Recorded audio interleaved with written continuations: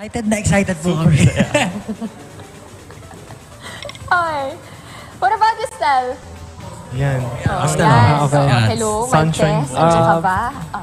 Siguro po gusto ko lang rin po i-add na bukod sa thank you kay Watsons for doing this great and amazing event. Gusto ko lang rin i-congratulate and magpasalamat sa lahat ng P-pop groups na talagang walang sawa din na nag-work hard para maabot yung goals ng group nila. Kasi we know na this career and this path na gusto natin gawin, it's not very easy for us.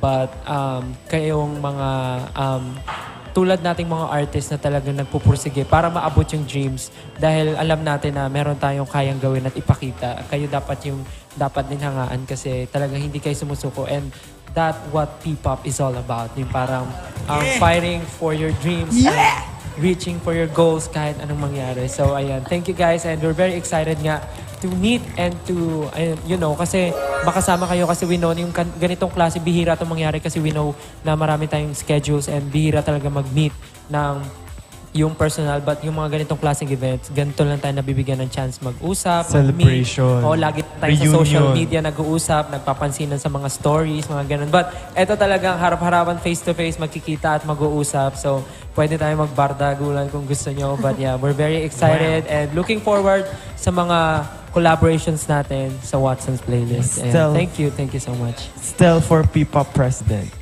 Right. Masaya